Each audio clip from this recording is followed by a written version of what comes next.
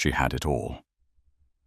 At 28 years old, Isabella Rossi Blackwood was the wife of a titan, the soon-to-be mother of his heir, and the envy of New York's elite. Her life was a meticulously curated masterpiece of penthouse views, couture gowns, and lavish charity galas. But on a sweltering June afternoon, just 8 weeks before her due date, she walked into her marble-clad sanctuary to find her masterpiece defiled. The betrayal wasn't just the presence of another woman. It was the sight of the mistress lounging in her private space, wrapped in the silk of her own custom-made pajamas. What Isabella did next wasn't in any high society playbook. There was no screaming, no tears. There was only a chilling calm that marked the beginning of a war that would shatter an empire and shock everyone who thought they knew her.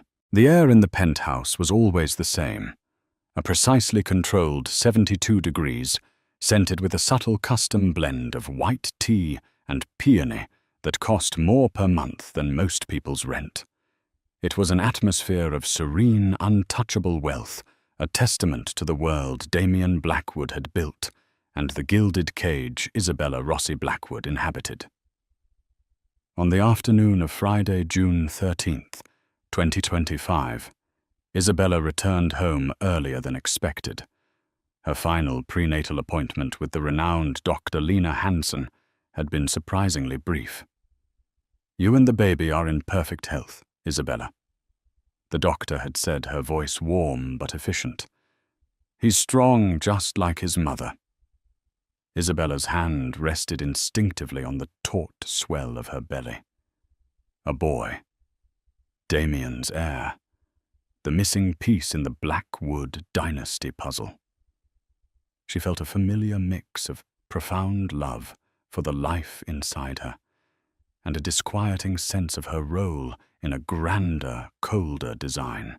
The private elevator opened directly into the sprawling foyer of their 80th floor apartment overlooking Central Park. The silence was the first anomaly. Usually, she'd hear the distant hum of the staff or the low murmur of Bloomberg television from Damien's study. Today, there was nothing but the whisper of the climate control, a pair of unfamiliar, ridiculously high stilettos. A garish shade of magenta were kicked carelessly near the console table, scuffing the polished Italian marble. A knot of ice formed in Isabella's stomach. She moved silently through the grand living space, her custom-made maternity dress a soft whisper of fabric against her skin. The room was a monument to Damien's taste, stark white walls, museum quality, abstract art and furniture, so minimalist it looked uncomfortable. It was a space designed to impress, not to comfort. Her own touches a vase of her favorite Casablanca lilies, a cashmere throw, seemed like fleeting apologies in the vast impersonal gallery. The door to their master bedroom suite was slightly ajar. It was from there that a low feminine giggle drifted out, a sound so out of place it felt like a physical blow. Isabella's breath caught in her throat. The world seemed to tilt the carefully constructed reality of the past 5 years, thinning to a fragile, transparent film. She pushed the heavy oak door open, and there she was. A young woman, no older than 22 or 23, with bottle-blonde hair and a body sculpted by a gym and a surgeon's knife, was perched on the edge of their bed. But that wasn't the detail that made Isabella's blood run cold. The woman was wearing her pajamas, not just any pajamas. They were a set of dove-grey silk pajamas, custom-made for Isabella by a designer in Milan, with her maiden initials IR, subtly embroidered in silver thread on the cuff. A gift from her mother, a piece of her old life, her old identity, that she had stubbornly held on to. The woman was admiring her reflection in the vast mirror opposite the bed, running a hand down the silk, claiming it as her own. And standing by the window, a smirk playing on his handsome face, was her husband, Damien Blackwood. He was still in his bespoke suit from the morning, looking every bit the master of the universe, observing the scene with an air of entitled amusement. The blonde looked up, her blue eyes widening in momentary panic before settling into a defiant glare. Damien's smirk faltered, replaced by a flicker of annoyance, not guilt. Annoyance that his perfect afternoon had been interrupted.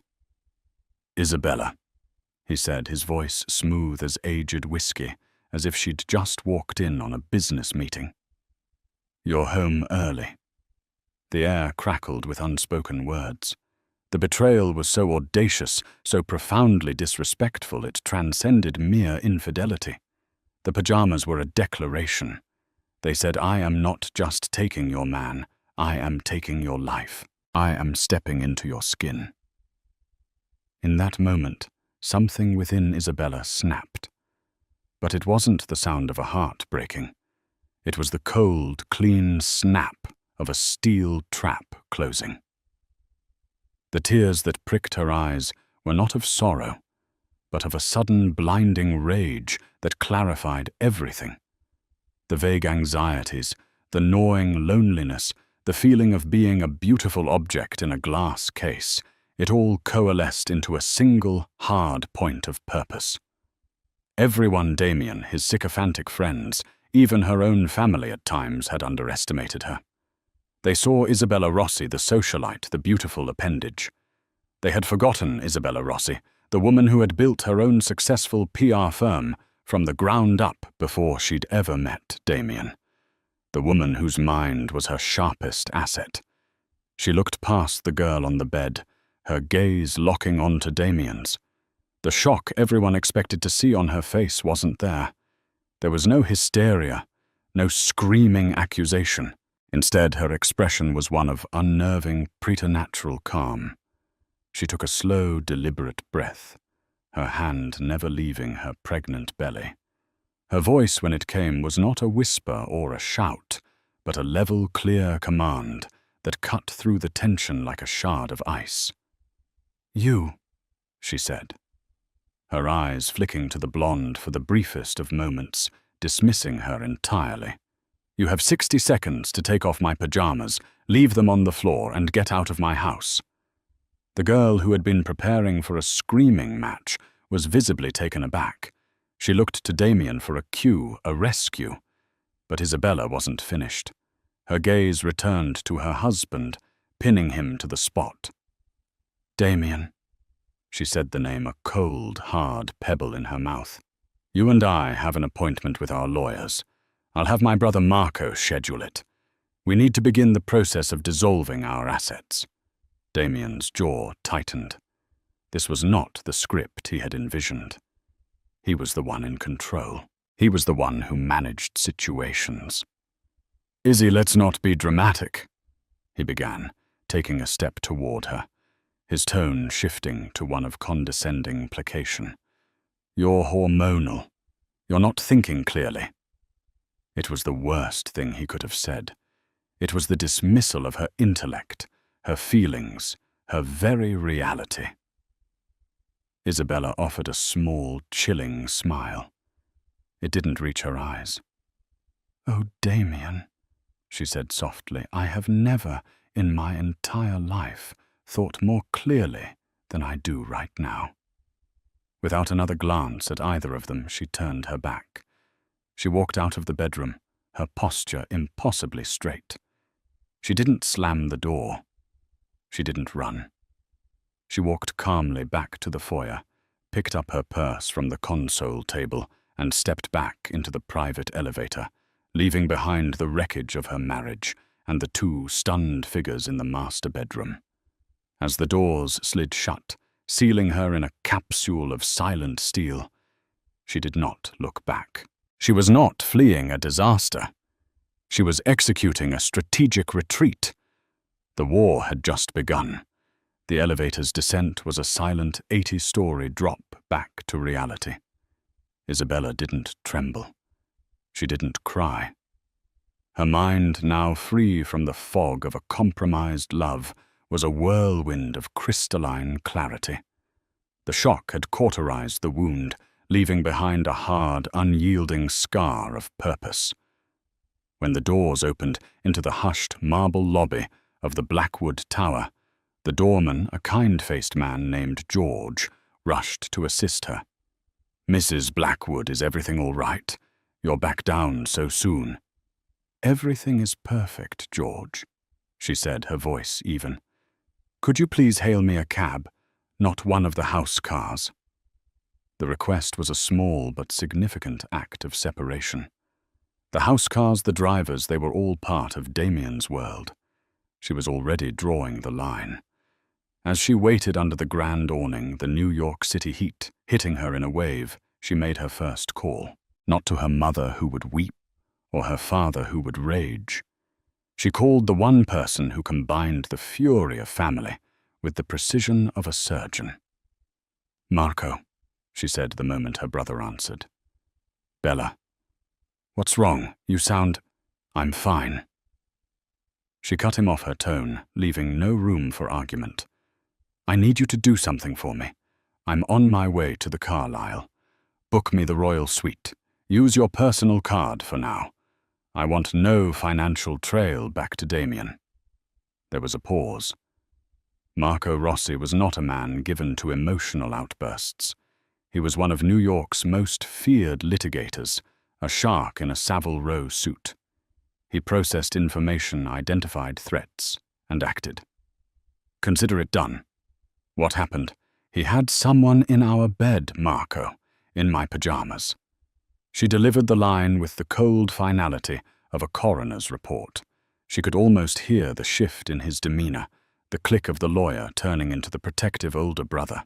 "I see," he said, his voice dropping an octave. "I'm 5 minutes from my office. I'll meet you at the hotel in 30. We'll start the paperwork." "What paperwork?" Isabella asked, though she already knew the answer. "The war," Marco replied grimly. "And Marco, find me the best divorce attorney in the city. Not just good. I want a butcher." "Already have a name in mind," he said. "Helena Vaughan. She's who you call when you want to leave your spouse with nothing but the lint in their pockets. She's a piranha." "Perfect," Isabella said, as a yellow cab pulled to the curb. "Book her." She disconnected the call and slid into the taxi's worn vinyl seat, giving the driver the address of the iconic hotel on the Upper East Side. As the cab pulled into the relentless river of Manhattan traffic, she allowed herself one backward glance at the Blackwood Tower, a gleaming monument to a life that was no longer hers. It looked cold, impersonal, a billionaire's phallic symbol piercing the sky.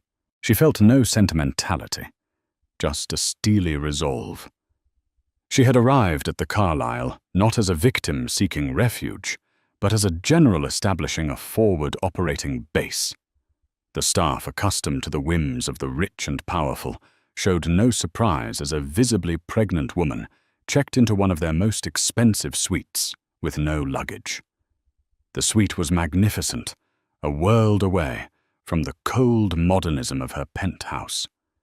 It was classic, elegant, and filled with the quiet dignity of old money. Isabella's second call was to her best friend and business partner, Eleanor Vance. Eleanor was the co-founder of their PR firm, Vance Rossi, a boutique agency that handled crisis management for some of the city's most powerful figures. "Ellie," she said, sinking into a plush armchair. How was the doc? Is baby boy Blackwood kicking up a storm?" Eleanor's cheerful voice was a stark contrast to the gravity of the situation. "The baby's fine, Ellie. But he won't be a Blackwood." The silence on the other end of the line was heavy. "Oh, honey, what did he do?" Isabella relayed the story in a clipped, factual manner.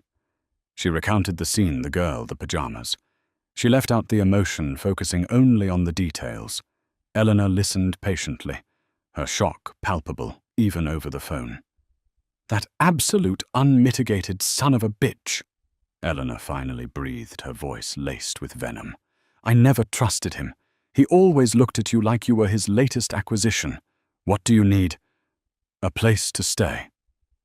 A pint of ice cream and a bottle of, well, sparkling cider for you. I need you to go to the office.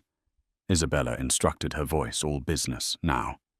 I want you to pull every file we have on Blackwood Holdings, every press release we've written, every crisis we've averted, every internal memo. I want to know every vulnerability, every sensitive point. We crafted his public image. Now we're going to dismantle it. Eleanor, a PR genius in her own right, understood immediately. You're not just divorcing him. You're going after the company. He built his identity on that company, Ellie. He tied my worth to his name. I'm going to take both away from him. Consider it done, Eleanor said, a newfound respect in her tone.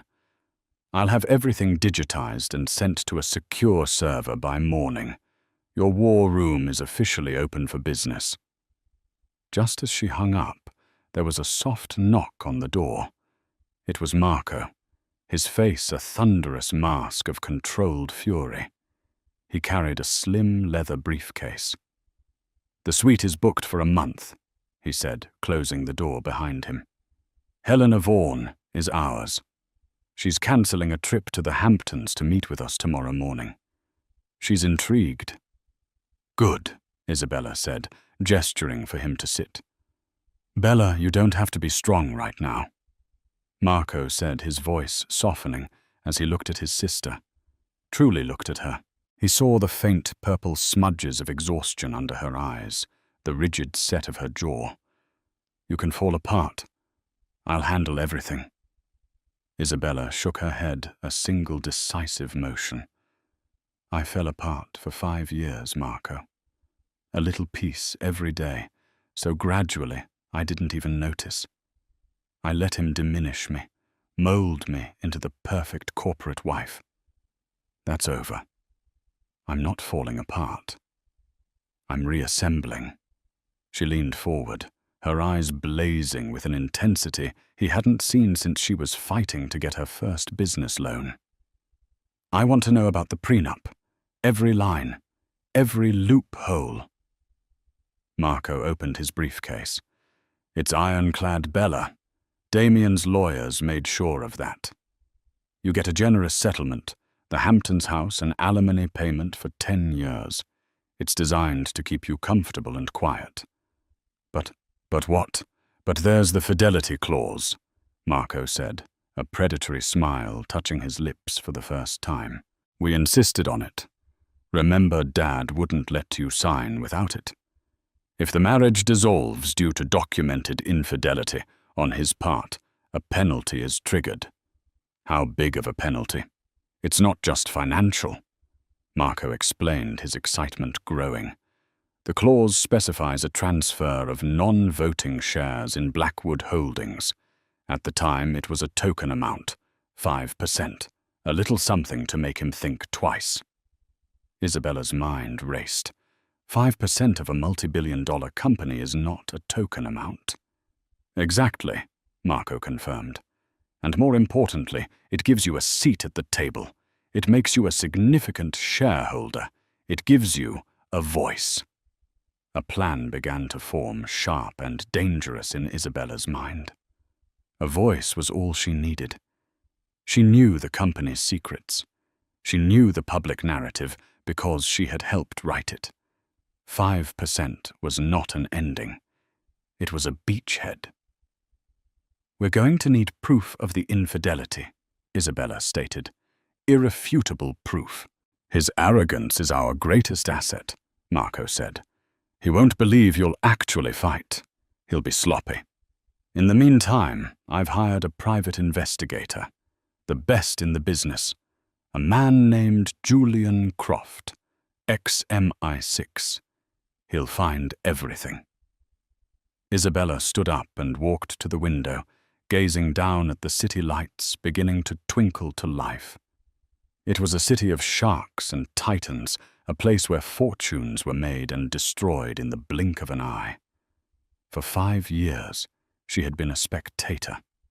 Now she was a player. Tell Julian Croft to start with a junior analyst at Blackwood Holdings. She said, her reflection a ghostly image against the darkening sky. Her name is Chloe Jensen. Damien Blackwood was not a man accustomed to being disobeyed. When Isabella walked out, he had expected her to run to her parents' estate in Greenwich, where he could offer a half-hearted apology wrapped in a diamond bracelet, and have the situation smoothed over by dinner. Her silence was more unnerving than any tirade. By the time he had unceremoniously dismissed a now sobbing Chloe Jensen, "Get dressed and get out. You've caused enough trouble," and tried Isabella's cell phone for the 10th time, only to be met with voicemail. A cold dread had begun to seep through his arrogance. This was a deviation from the script. His phone rang, and he snatched it up, expecting to see Isabella's name. Instead, it was his lead counsel, Arthur Finch. "Damien," Arthur's voice was gravelly worried. "I've just received a call from Marco Rossi. He's retained Helena Vaughan." Damien felt a jolt as if he'd touched a live wire. Helena Vaughan, the matrimonial murderer. You didn't hire Helena Vaughan for an amicable split. You hired her to scorch the earth. "She can't do anything," Damien blustered, pacing the vast, empty living room. "The prenup is a fortress." "A fortress with a fidelity clause, as I recall," Arthur reminded him dryly. "Marco Rossi was quite insistent on it. I advised you against being so brazen, Damien. This is what happens when you get too complacent." "Don't lecture me, Arthur," Damien snapped. "Fix it. Offer her more money. Double the settlement." "I don't think this is about money anymore," Arthur said, his tone grim.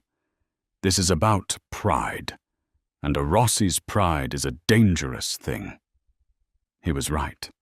This was Isabella, but it was an Isabella he didn't recognize. The quiet, graceful woman he had married would have shattered. This new version was moving with a terrifying, calculated precision. The first public shot was fired less than 48 hours later. It was subtle, a masterpiece of PR warfare that only a handful of people would understand, but its impact was devastating. A small anonymous tidbit appeared in Market Whispers, a closely watched financial gossip column run by a notorious journalist named Victor Kane. Vance Rossi PR had a long, if tense, relationship with Kane, often feeding him harmless scoops to kill more damaging stories. The item read, "Which high-flying CEO of a publicly traded real estate empire is about to find his foundations rocked by a domestic tremor. Sources say the trouble isn't in the boardroom, but in the bedroom, and a looming scandal could have major shareholders questioning the stability of the man at the helm." Watch this space. It named no one. It was all insinuation. But for the tight-knit circle of Wall Street investors and analysts, the description pointed directly at Damien Blackwood. Blackwood Holdings' stock, which had been on a steady climb, suddenly wobbled. It dropped a point, then 2. It wasn't a crash, but it was a tremor just as the column had predicted, an indication of uncertainty. Damien stared at his terminal, a vein throbbing in his temple. It was her. It had to be. It was her signature move, a precise, targeted strike at his most vulnerable point, his reputation. He had given her a front-row seat to his world, and she had been taking notes. His response was crude, a brute force attack. He called his bank and with a single command froze the joint accounts and cancelled all of Isabella's credit cards. He would cut off her resources, force her to come crawling back. It was a move born of panic and fury. It backfired spectacularly.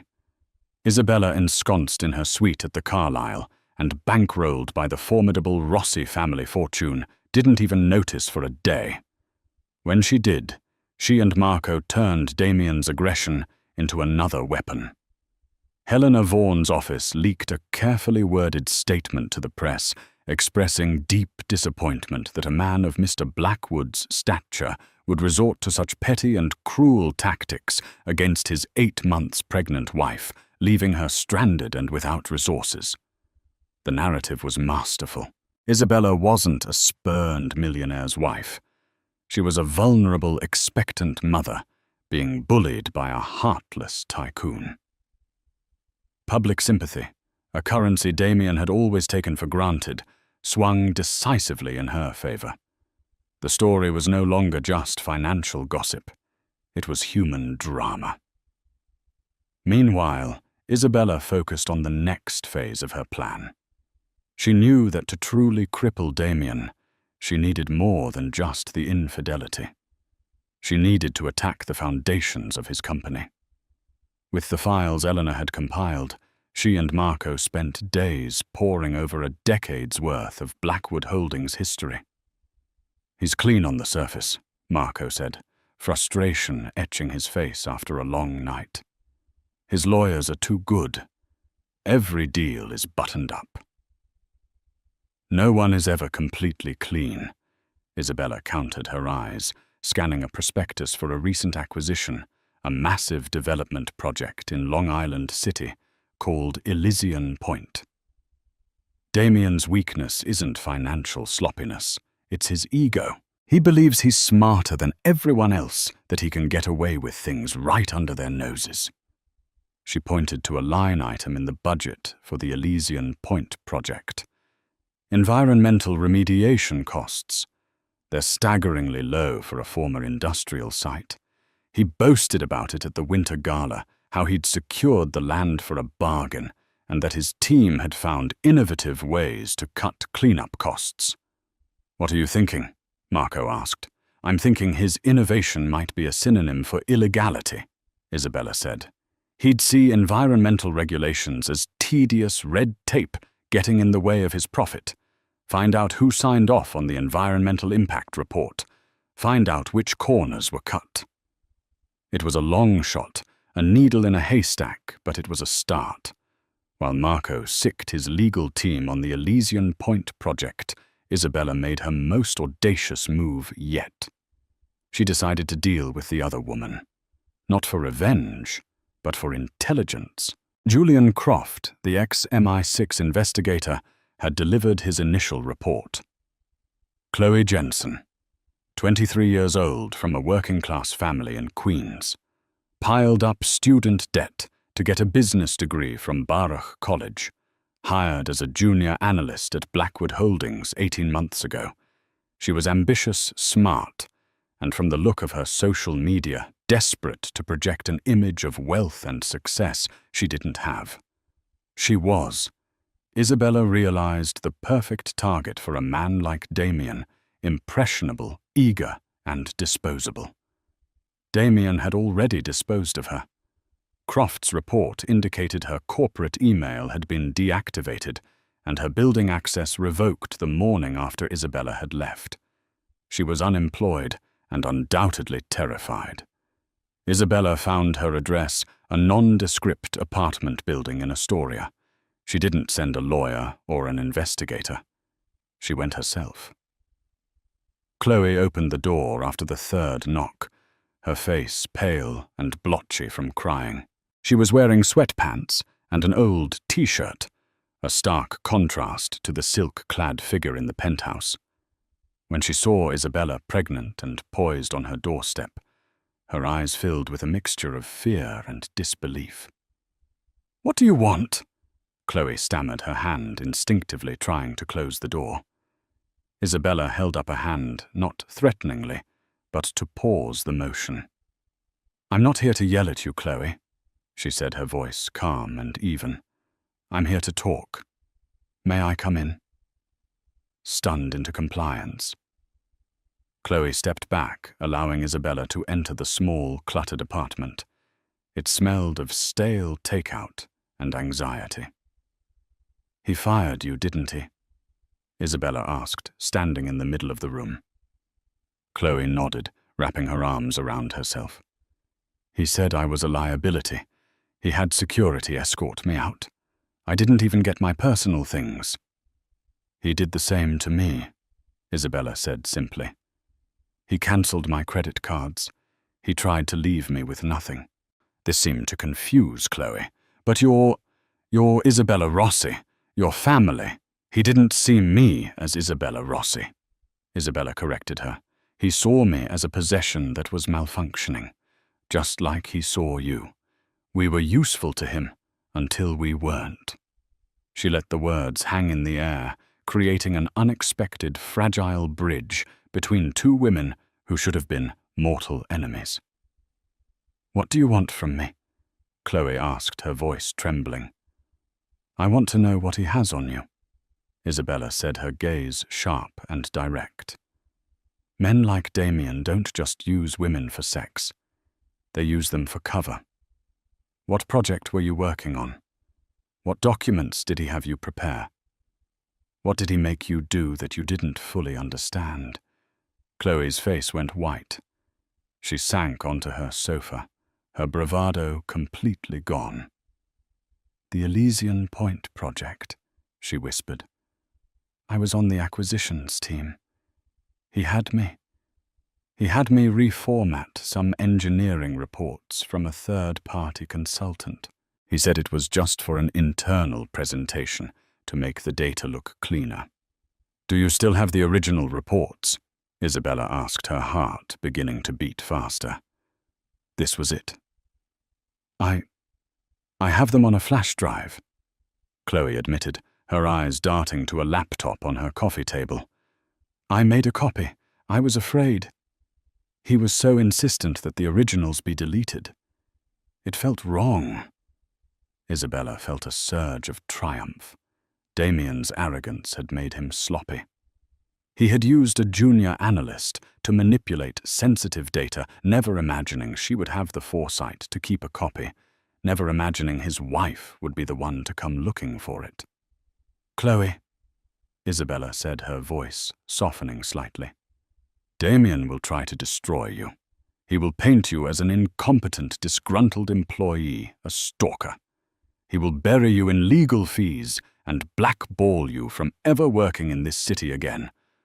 Or you can help me." "Help you? Why would I help you?" "Because he is our common enemy," Isabella said, her hand resting on her belly. "I am fighting for my son's future. You should be fighting for yours. Give me that flash drive. Sign an affidavit detailing what he had you do. In return, my lawyer, Helena Vaughan, will represent you. We will set up a trust for you enough to pay off your debts and start a new life far away from him. And we will make sure the world knows you were a pawn, not a player." It was a lifeline, a choice between annihilation and a fresh start. Chloe looked at the powerful pregnant woman before her. She saw not an enemy, but an unlikely savior. With trembling hands, she reached for her laptop bag, pulled out a small silver flash drive, and held it out. "He's a monster," Chloe whispered. "Yes," Isabella replied, taking the flash drive. "And we're going to show him what happens to monsters." The silver flash drive felt heavier than its weight. It was a key, a weapon, a tiny piece of plastic and metal that held the potential to unlock Damien's ruin. Back in the gilded sanctuary of the Carlyle, Isabella and Marco huddled with Helena Vaughan, a woman whose sharp bob and sharper eyes seemed to miss nothing. The contents of the drive were damning. Marco's legal team, working with a forensic accounting firm, cross-referenced Chloe's files with the official documents submitted to the city for the Elysian Point project. The picture that emerged was one of audacious fraud. The original environmental report from the independent firm Geotech Solutions had detailed extensive soil contamination, primarily with lead and industrial solvents, requiring a remediation budget of nearly $50 million. The revised report, the one Chloe had been forced to format and Damien had submitted, put the cost at a mere $5 million. Key pages were missing, data points were altered, and the summary conclusions were rewritten to downplay the severity of the findings. Damien hadn't just cut corners. He'd paved over a toxic waste dump and called it a luxury development. "This is more than just grounds for a lawsuit," Helena said, her voice grimly satisfied. "This is criminal. Mail fraud, wire fraud conspiracy. Not to mention the environmental violations. The Attorney General's office would have a field day with this." "So we go public?" Marco asked, eager for the kill. "No," Isabella said, her voice steady. "Not yet. A public accusation gives him time to react, to spin the story, to bury the evidence deeper or destroy it. We have the element of surprise. We can't waste it." She was thinking like a PR strategist. A premature leak would create a chaotic news cycle that Damien, with his vast resources, could potentially navigate. The takedown had to be absolute, a single, undeniable blow from which there was no recovery. "The annual shareholders' meeting for Blackwood Holdings is in 3 weeks, Isabella stated, looking at the calendar. "It's his stage. It's where he performs his mastery of the universe. That's where we'll do it." The plan was bold. They would prepare a comprehensive dossier, Chloe's sworn affidavit, a comparative analysis of the doctored and original reports, and a legal opinion outlining Damien's potential criminal liability. They wouldn't leak it to the press. They would deliver it directly to the board of directors and key institutional investors in the middle of the meeting. It would be an ambush in broad daylight. While her legal team worked in secret, Isabella focused on another front, the personal one. She knew Damien would be hunting for her, trying to regain control. She had to remain a ghost. She moved out of the Carlisle, leaving Marco to settle the bill. Through a discreet real estate agent recommended by Helena, she leased a magnificent, fully furnished brownstone in Brooklyn Heights. It was elegant, but understated, a fortress of quiet privacy, with its own garden a world away from the sterile ostentation of her old life. She hired her own private security, former Mossad agents, who were loyal to the paycheck, not to a name. Her days settled into a new rhythm. Mornings were spent on conference calls with her team, planning the attack. Afternoons were for herself and the baby. She practiced prenatal yoga, had healthy meals delivered from organic grocers, and began to decorate a nursery in shades of soft green and cream. She was building a nest, a safe place, for the son she would now raise on her own terms. He would be a Rossi, not a Blackwood. His legacy would be one of resilience, not ruthless ambition. One evening her friend Eleanor came to visit, bringing with her a box of pastries and a folder of documents. "The whispers on the street are getting louder," Eleanor reported, settling into an armchair in the cozy library. "Damien is bleeding credibility. The stock is still down 5 points. Competitors are starting to circle, sensing weakness." "Good," Isabella said, sipping a cup of chamomile tea.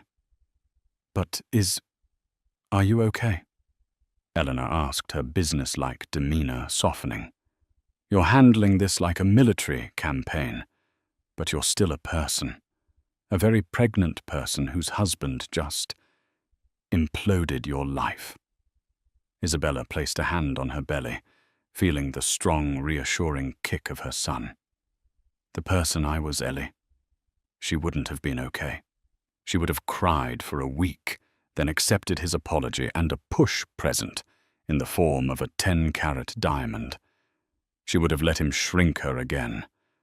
But that person doesn't exist anymore. He killed her." She looked at her friend, her eyes clear and steady. "When I saw that girl in my pajamas, it was like a spell was broken. I saw the last 5 years for what they were. I wasn't a partner. I was his most prized possession. And the moment a possession gets a will of its own, it gets replaced. He didn't just cheat on me. He declared me obsolete, and I will not be made obsolete. Meanwhile, Damien was spiraling. His private investigators had hit a wall trying to find Isabella. The Rossi family had closed ranks around her, creating an impenetrable wall of silence. He was a man used to having all the information, all the control, and now he was operating in the dark. The column in Market Whispers had been followed by more subtle digs in other financial publications. His power, which he'd always seen as an invincible aura, was beginning to feel fragile. He was bleeding money on lawyers and investigators. He was distracted, irritable, and paranoid. He snapped at his staff, made rash decisions in meetings, and drank too much at night in the vast, silent penthouse that now felt less like a palace and more like a prison. He called Arthur Finch daily, demanding updates, solutions, anything. "She's preparing for a war, Damien," the old lawyer warned him. "Helena Vaughan isn't filing motions for alimony. She's subpoenaing corporate documents. They're not just looking at the marriage, they're looking at the business." "Let them look," Damien scoffed, though a worm of fear was now twisting in his gut. "There's nothing to find." But he thought of the Elysian Point project. He thought of the corners he'd cut, the reports he'd buried. He'd done it dozens of times before, on a smaller scale, a little fudge here, a little pressure there. It was how the game was played. He never imagined it would be used against him, especially not by his wife. He had compartmentalized his life so completely, he never thought the sins of one part could bleed into the other. His paranoia led him to Chloe Jensen. He assumed correctly that Isabella would have tried to contact her. He sent one of his own men, a thuggish security consultant, to lean on her. But when the man arrived at her Astoria apartment, he found it empty. The landlord said she had paid her lease in full and left without a forwarding address. Chloe had vanished as completely as Isabella had. The shareholder meeting was now just a week away. Damien was preparing for it obsessively. He saw it as his opportunity to fight back, to project an image of unshakable confidence and control. He would deliver a stellar earnings report, announce a new ambitious project, and quell any doubts about his leadership. He would show the world and Isabella that he was untouchable. He was Damien Blackwood. His name was on the building. He was preparing for a battle of perception. He had no idea he was walking into an execution. The grand ballroom of the Plaza Hotel was more than a room. It was a symbol. It was the heart of old New York, a hallowed space where fortunes had been toasted and dynasties cemented for over a century.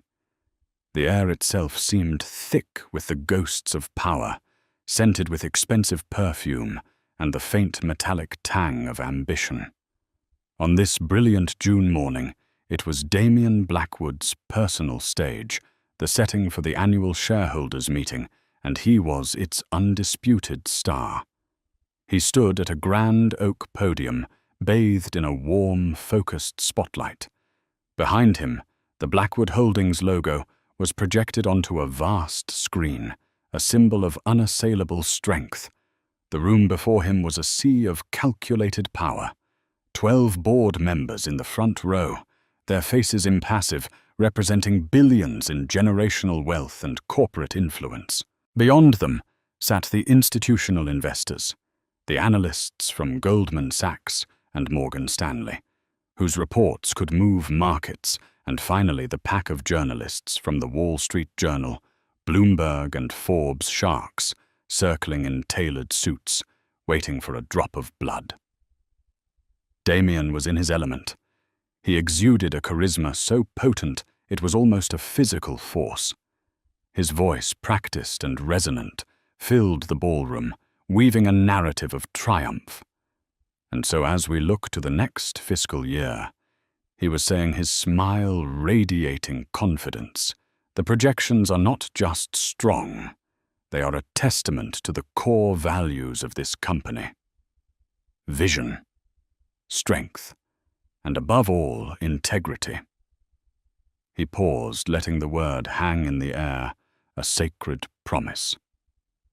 He was describing a record-breaking quarter, the successful launch of 2 new international properties, and the robust health of their stock, conveniently omitting the recent inexplicable dip. Our foundations are solid rock, he continued, gesturing with a hand that wore a Patek Philippe watch. Our brand is a global benchmark for excellence. We have not only met our goals, we have surpassed them at every turn. And I promise you the best is yet to come. Our flagship domestic project, Elysian Point, is set to break ground next month, a jewel of modern living that will redefine the Queen's waterfront and deliver unprecedented returns for decades. He was masterful. He was projecting an aura of such complete invincibility that the recent whispers of trouble seemed like petty, irrelevant gossip. The board members nodded subtly. The analysts scribbled approvingly. He was calming the waters, reasserting his dominance. It was at that precise moment, at 10:15 a.m., that the towering gilded doors at the rear of the ballroom swung silently open. It wasn't a loud interruption, but the shift in the room's energy was immediate and profound. A sliver of bright morning light cut through the ballroom's dim opulence, and in that light stood a silhouette. As the doors closed, her form became clear. A collective subconscious intake of breath rippled through the audience. Whispers erupted like wildfire. A journalist from Reuters nudged his photographer, murmuring urgently. A rival CEO, seated in the third row, allowed a slow, predatory smile to spread across his face. Framed in the doorway was Isabella Rossi Blackwood. She was not the heartbroken victim of tabloid speculation. She was a figure of breathtaking power. Her cobalt blue dress was a slash of vibrant color against the room's muted palette of gold and mahogany. It was a statement of defiance. Her pregnancy was not a vulnerability, but a symbol of elemental strength, her form regal and undeniable. Her hair, pulled back, severely highlighted the flawless, determined lines of her face. Her expression was one of absolute Arctic serenity. She was flanked by Marco Rossi, his face a mask of cold fury, and Helena Vaughan, whose sharp, intelligent eyes swept the room as if she were a general surveying a battlefield. Damien froze. The teleprompter scrolled on, but the words vanished from his mind. His universe, so carefully controlled, had just been invaded by the one person he had brutally cast out of it. He saw her, and for the first time in his adult life, he felt a genuine spike of fear. This was not the emotional, pliable Isabella he knew. This was a stranger, an avenging angel standing at the gates of his kingdom. He tried to regain his composure, his mind scrambling. This is a private meeting? He stammered, his voice losing its confident timbre. But it was too late. The narrative had been stolen from him. The audience was no longer watching the titan at the podium. They were watching the silent, magnificent drama unfolding at the back of the room. Isabella did not move. She simply stood there, a silent judgment, allowing the chaos of her presence to fester. Then Marco and Helena began to move. They advanced into the room, not with aggression, but with the quiet, deliberate purpose of an honor guard. In their hands they carried thick, spiral-bound documents. They moved down the front row, placing a copy before each of the 12 board members. The cover was stark white, the title printed in simple black font. a report on corporate governance and potential liabilities at Blackwood Holdings, prepared by the office of Helena Vaughan. Damien watched paralyzed as Richard Sterling, the 70-year-old patriarch of the board, a man whose family had been building this city since the Gilded Age, picked up the report with an annoyed frown. He opened it. His frown deepened. He slipped on his half-moon reading glasses. His eyes, scanning the first page, widened almost imperceptibly. He read on his face, slowly losing its color, replaced by a ghastly mottled white. He turned a page, then another, his breathing becoming visibly shallow. All down the line, the same scene was repeating. The quiet rustle of turning pages was the only sound in the cavernous room. It was the sound of an empire beginning to tear. Damien's heart hammered against his ribs. He felt a clammy sweat break out on his forehead.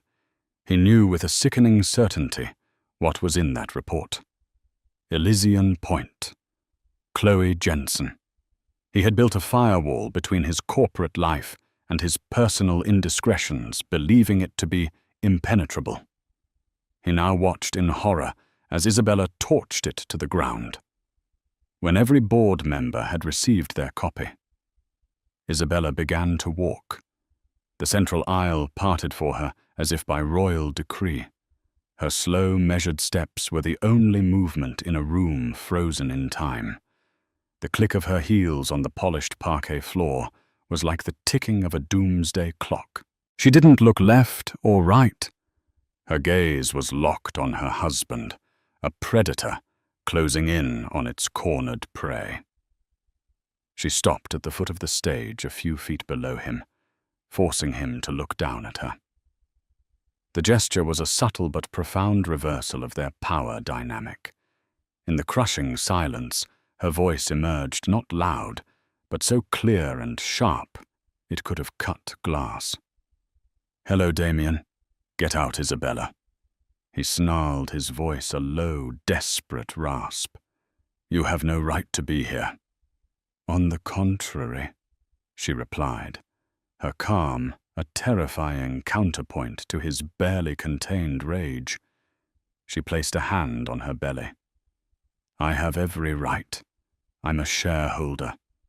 Or rather, my son is. I'm merely here to protect his investment. And Damien, I must say, I am deeply concerned that his inheritance appears to be built on a foundation of systemic criminal fraud." A shocked, unified gasp swept the room. The word fraud had been spoken aloud. The unthinkable had been made real. "That is a baseless, slanderous accusation," Damien shouted. His face now flushed a deep, blotchy red. He pointed a trembling finger at her. "You are a bitter, scorned woman, trying to ruin me." "Am I?" Isabella's voice remained impossibly level. "Then perhaps you can clarify a few things for your board. I invite you to explain why there are two separate environmental impact reports for the Elysian Point project in this dossier. One from Geotech Solutions detailing $50 million in necessary toxic waste remediation, and the one you submitted to the city budgeting for only $5 million. She took a step closer. "Perhaps you can explain the sworn affidavit from your former analyst, Miss Chloe Jensen, in which she details under penalty of perjury how you coerced her into falsifying that report, how you instructed her to clean up the data for an internal presentation, when in fact you were committing fraud against the city of New York and every investor in this room." She let the accusation hang in the air, then delivered the final devastating blow. Her voice dropped, becoming intimately conspiratorial, yet carrying to every corner of the room. "Explain to them, Damien. Explain to the mothers and fathers on your board how you were planning to build family apartments and a children's playground on top of soil saturated with industrial solvents and lead. Tell them what kind of man you really are." It was a complete moral and financial assassination, delivered with the precision of a surgeon. Damien stood speechless, gasping like a landed fish. He looked to the board for help, for some sign of allegiance. He saw nothing but cold, hard fury and undisguised contempt. He saw men who valued their reputations and their fortunes above all else, realizing he had jeopardized both. Arthur Finch, his own lawyer who had been reading a copy of the report, with a look of deepening horror, walked slowly to the podium. He leaned in and whispered a single grim sentence in Damien's ear. "It's over. Don't say another word." Damien's shoulders slumped in utter defeat. The fight drained out of him, replaced by the hollow emptiness of total ruin. Richard Sterling, his face a grim mask of stone, rose slowly to his feet. He took off his glasses and fixed his gaze on Damien. When he spoke, his voice was the cold, heavy sound of judgment being passed. "Mr. Blackwood," Sterling began, his voice resonating with ancient authority, "this board has been made aware of allegations of a nature so severe they threaten the very existence of this corporation. They suggest a catastrophic failure of leadership and a profound breach of fiduciary duty." He held up the report. "In light of this evidence, and to mitigate the inevitable legal and financial fallout, I, on behalf of this board, demand your immediate resignation as CEO and chairman. Effective now." The silence that followed was absolute. It was the silence of a public execution. Damien stared out at the wreckage of his life. He saw the gleam in the journalist's eyes, the grim satisfaction on the faces of his board, the utter contempt from the woman he had so carelessly discarded. Isabella held his gaze for one final loaded moment. Then she gave a single, almost imperceptible nod. It wasn't a nod of triumph. It was a nod of closure. A final punctuation mark on a chapter of her life that was now definitively over. She turned her back on him, with the same regal poise with which she had entered. She walked back up the aisle through the stunned and silent crowd and out the gilded doors, leaving Damien Blackwood alone on his stage, a fallen king in a ruined cathedral. In the end, it wasn't about the money or the revenge. It was about reclamation. Isabella Rossi walked away. Not just with a record-breaking settlement and a significant stake in a company she would help rebuild, but with something far more valuable herself. She took back her name, her power, and the future of her son, Lorenzo Rossi, born into a legacy of strength, not scandal. Damien Blackwood became a footnote in the financial pages, a cautionary tale of a titan who mistook a diamond for glass and was shattered by the brilliance he failed to see. Isabella's story is a testament to the fact that the deepest betrayals can forge the strongest warriors. A gasp rippled through the gilded ballroom of the St. Regis Hanoi. All eyes were on the woman in crimson. Her hand still raised her face a mask of triumph. Before her, the gentle, pregnant wife of billionaire mogul Marcus Thorne stumbled a hand protectively, clutching her swollen belly, the imprint of a sapap blooming on her cheek. The city's elite watched breathless as the mistress, bold and unrepentant, declared her victory. But the real drama wasn't the public humiliation or the shattered illusion of a perfect marriage. The true bombshell was nestled deep inside the womb, a secret waiting to be revealed not by words, but by the frantic telling rhythm of a tiny unborn heart. Isabella Thorne believed her life was a fairy tale. At 26, she was the wife of Marcus Thorne, a man whose name was synonymous with power in Southeast Asia's tech scene. Their love story was the stuff of legend, a whirlwind romance that saw a humble art curator marry into one of Hanoi's most influential families. Marcus was her everything charming, attentive, and fiercely protective. He had given her a life beyond her wildest dreams, a sprawling penthouse overlooking West Lake, a wardrobe filled with bespoke creations from designers like Kong Tri, and a love that felt as solid as the ancient stones of the nearby Temple of Literature. Now 6 months pregnant with their first child, a son, Isabella felt her world was complete. The nursery was a symphony of soft blues and creams filled with handcrafted toys and imported furniture. Marcus had been ecstatic, hosting lavish dinners to announce the heir to the Thorn Empire. He would often rest his hand on her belly, his eyes alight with a joy that seemed to mirror her own. "Our legacy, my love," he'd whisper, his voice thick with emotion. "Everything I do for you and for him." But lately, hairline cracks had begun to appear in the flawless facade of their life. Marcus was working later, his phone calls becoming more frequent and hushed. He'd attribute it to a new acquisition, a hostile takeover that required his undivided attention. Isabella, trusting and devoted, accepted his explanations. She'd wait for him, the chef-prepared meals growing cold on the polished mahogany table, her own reflection in the panoramic windows, her only company. The whispers started subtly, a shadow of a rumor caught in the clinking of champagne glasses at charity galas. A name, Camilla, was mentioned in hushed tones by women adorned in diamonds and envy. Isabella ignored them.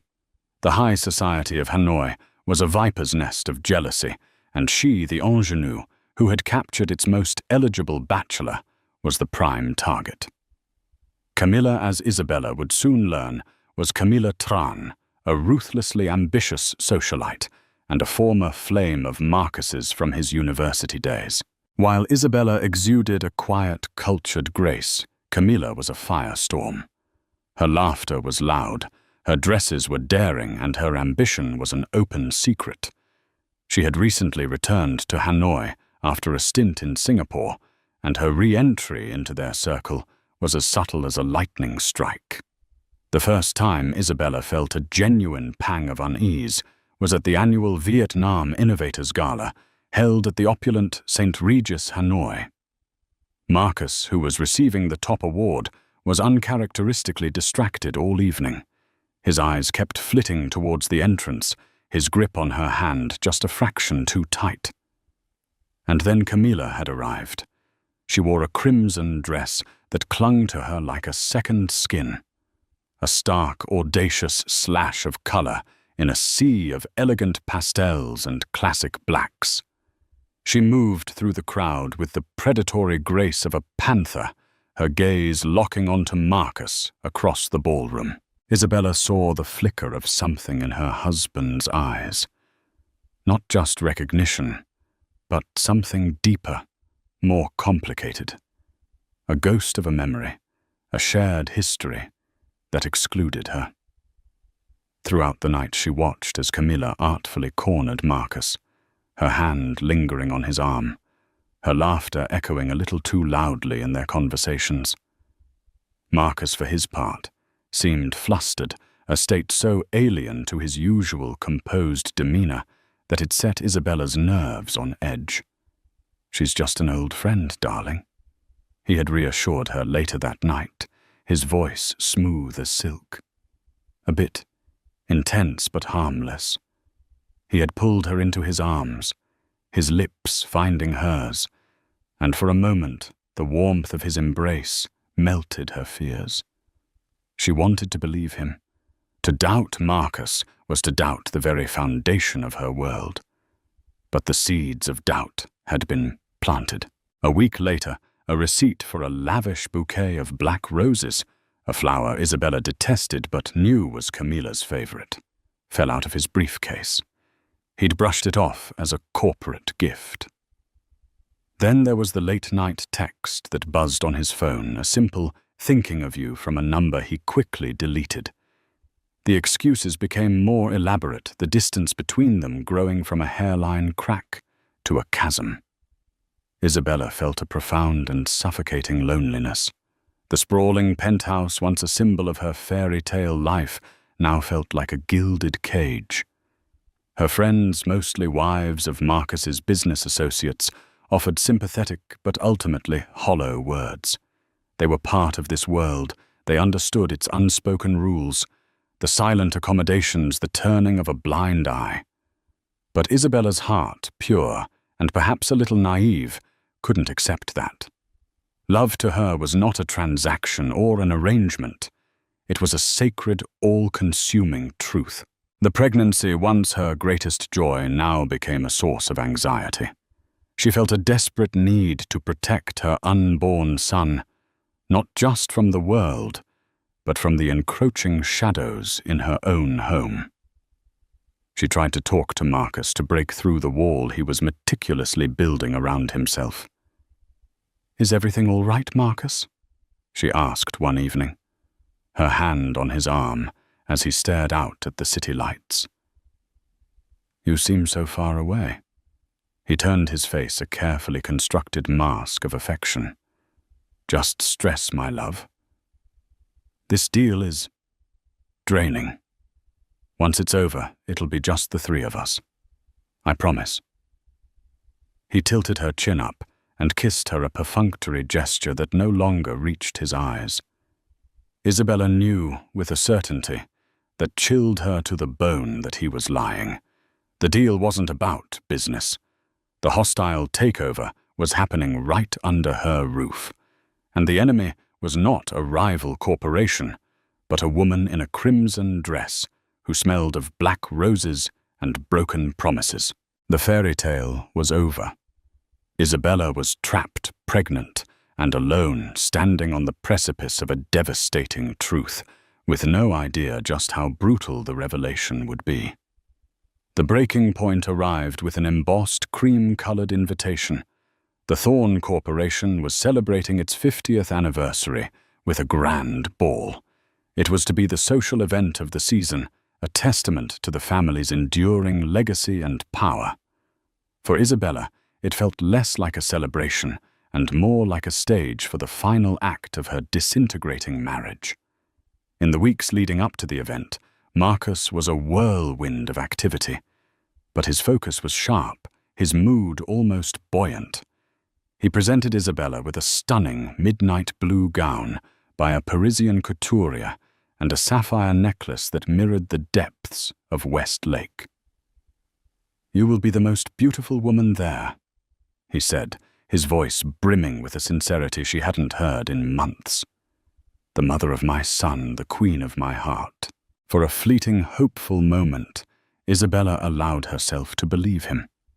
Perhaps the affair, the whispers, the lies, had been a fleeting madness. Perhaps this night was his way of reaffirming their bond, of showing the world, and her, that she was the one who truly mattered. She pushed her anxieties down, focusing on the baby's gentle kicks, a secret language of reassurance between mother and child. The night of the ballroom of the St. Regis Hanoi, was transformed into an enchanted forest from a Vietnamese folk tale. Thousands of orchids cascaded from the ceilings, and the air was thick with the scent of jasmine and the low hum of high-powered conversations. Isabella on Marcus's arm was a vision of serene elegance. The deep blue of her gown complemented her pregnancy, and the thorn sapphires at her throat glittered with every turn of her head. She smiled. She mingled. She played the part of the perfect billionaire's wife, all while a cold knot of dread tightened in her stomach. She knew Camilla would be there. It was inevitable. And sure enough, she saw her holding court by the champagne fountain, not in her usual audacious red, but in a startlingly white, almost bridal gown. The dress was a deliberate, provocative choice, an open challenge. Camilla's eyes found Isabella's across the room, and she offered a slow, deliberate smile that was anything but friendly. Marcus stiffened beside her.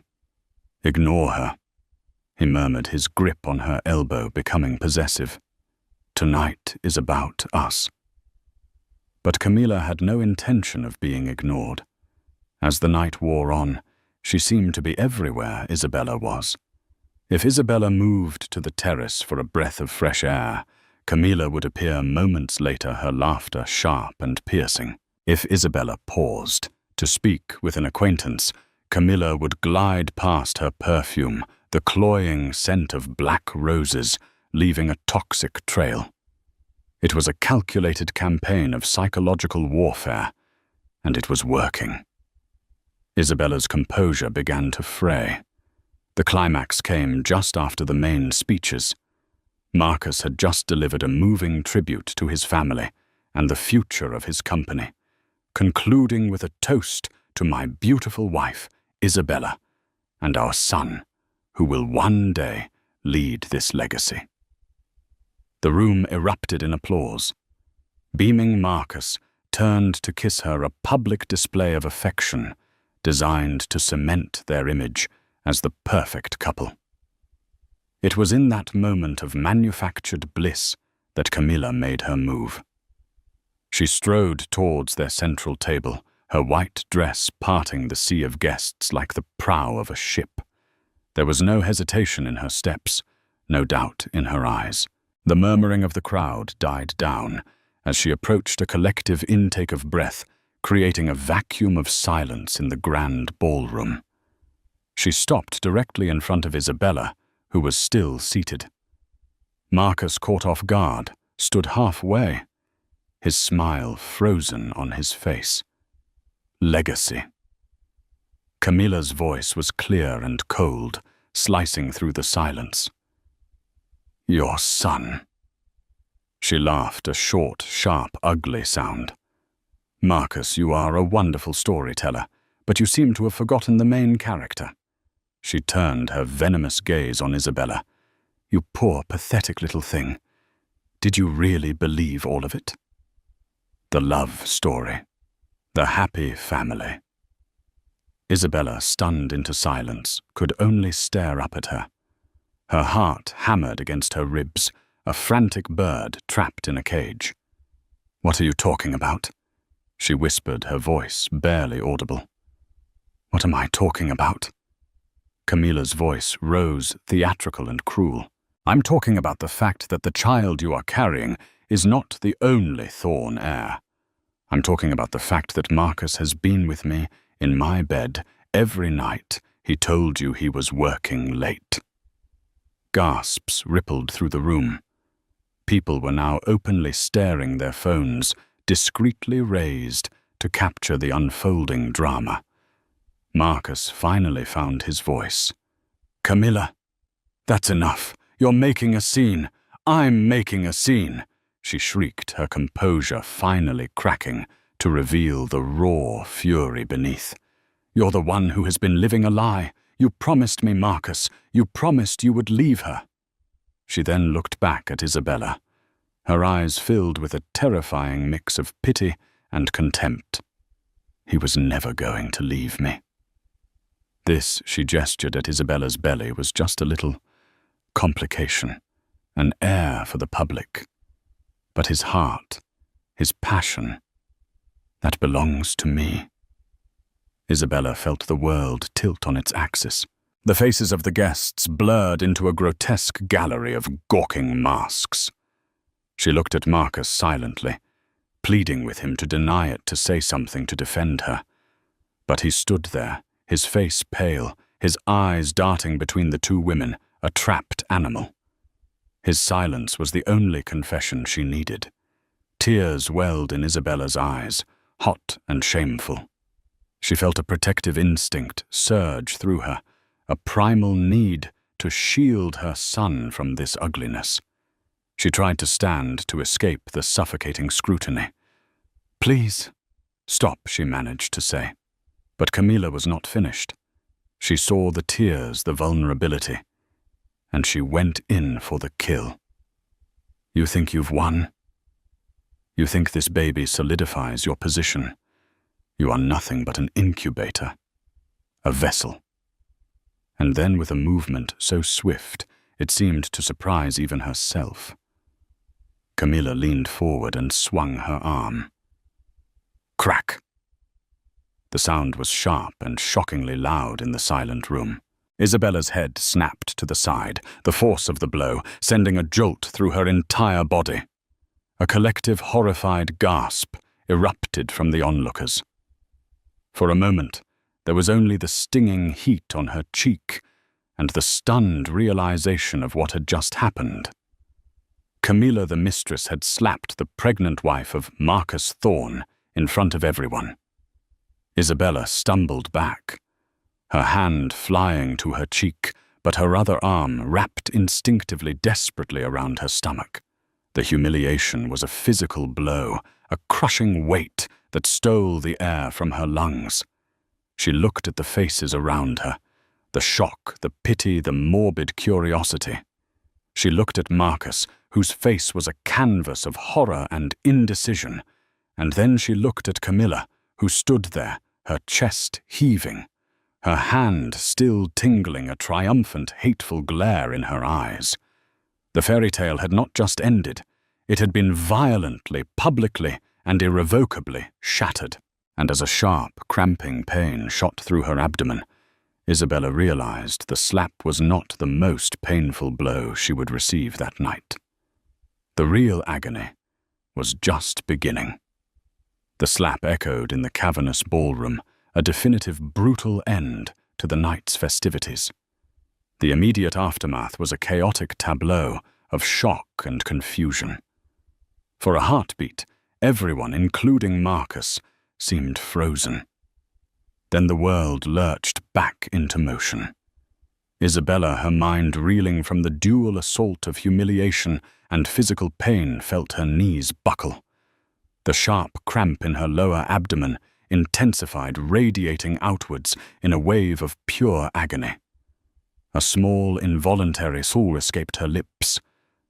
"My baby," she whispered, her voice choked with terror. Her protective instinct overrode everything else. The shame, the anger, the betrayal. All that mattered was the tiny, precious life inside her. It was not her husband who caught her. It was his father, Arthur Thorne, the family patriarch, who had been watching from a nearby table with an expression of grim fury. He surged forward, his old but still powerful frame moving with surprising speed, catching Isabella's arm just as she was about to collapse. "Get her a chair! Someone call a doctor!"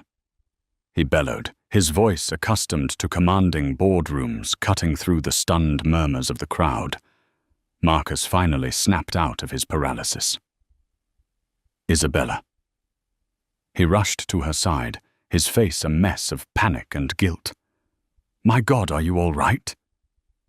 He reached for her, but she flinched away.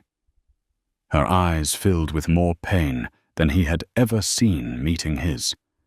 In that single searing glance, he saw the complete and utter destruction of her trust in him. Camilla, meanwhile, seemed to realize the enormity of her actions.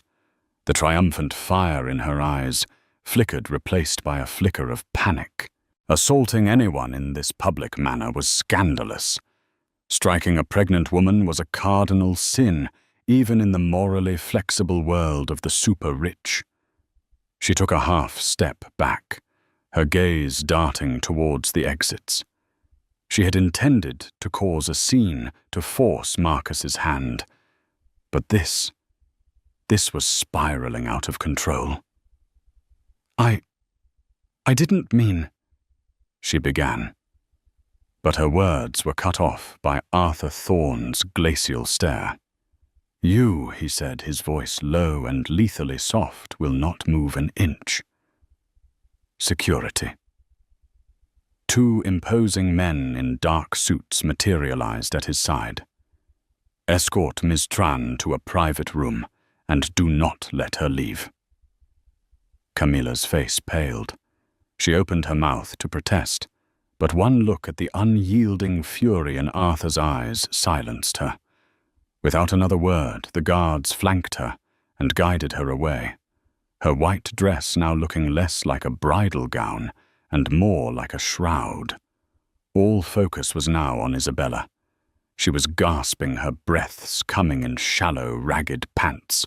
The cramping was getting worse. "It hurts," she cried, clutching her belly as if she could physically hold her son in place.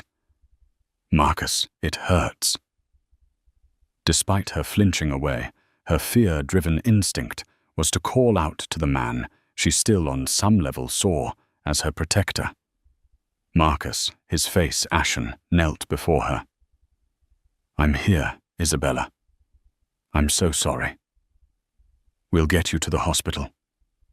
He tried to take her hand, and this time she let him, her fingers gripping his with a desperate strength. The St. Regis staff, trained for any contingency, moved with quiet efficiency. A makeshift screen was erected around the table, affording the Thorns a sliver of privacy from the hundreds of prying eyes. A medic who was on standby for the event was at Isabella's side, in moments taking her pulse, his face grim. "Her blood pressure is dangerously high. She's cramping. We need to get her to a hospital immediately." "The FV hospital is the closest, with a top-tier maternity ward," the medic announced, referring to the well-regarded Franco-Vietnamese hospital in Ho Chi Minh City, which had a prestigious branch in Hanoi. The logistics of the escape were a blur to Isabella. She was vaguely aware of being transferred to a wheelchair, of being wheeled through service corridors and down a private elevator away from the whispers and the stairs. The journey was a torment of pain and fear. Every bump in the road sent a fresh wave of agony through her. She kept her eyes squeezed shut, her hand never leaving her belly, whispering her son's name, a mantra against the encroaching darkness. Marcus sat beside her in the back of his Maybach, a silent, tormented figure. The mask of the powerful CEO was gone, replaced by the raw fear of a man watching his world crumble due to his own weakness. He kept murmuring apologies, a litany of "I'm sorry, Isabella. I never wanted this. Please be okay." Isabella didn't respond. His words were meaningless static, the buzzing of a fly in a hurricane. The man whose promises had built her world had just stood by and watched it be demolished. His apologies were not for her. They were for himself.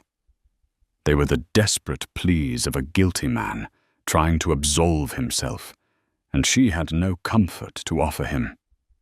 She felt a terrifying wetness between her legs, and a fresh surge of panic rose in her throat.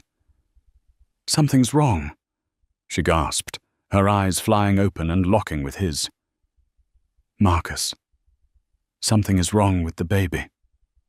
The terror in her voice finally seemed to penetrate his self-pity. He barked at his driver. "Faster. For God's sake, drive faster."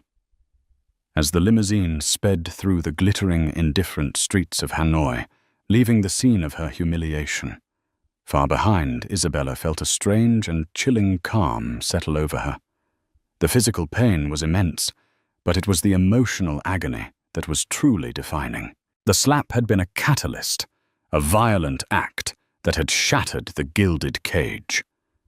But what echoed in its wake was not just the sound of a hand hitting skin, but the deafening silence of her husband's betrayal.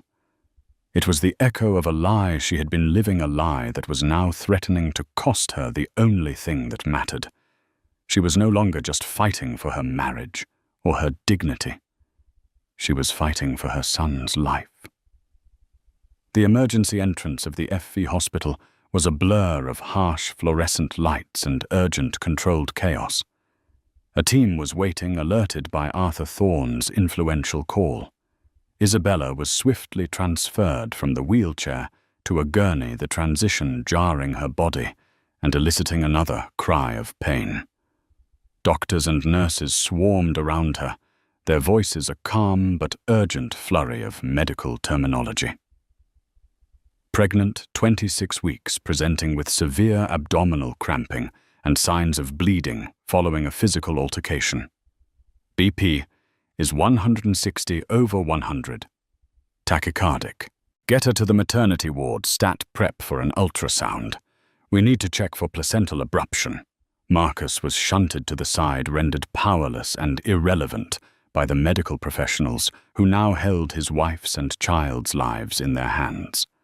He stood in the corridor, his tuxedo looking absurdly out of place, his hands stained with a small amount of Isabella's blood where he had tried to comfort her. He watched as they wheeled her away, her hand still protectively on her belly, her face pale and etched with fear. The doors swung shut behind her, leaving him alone with the crushing weight of his guilt. Inside the examination room, the atmosphere was tense.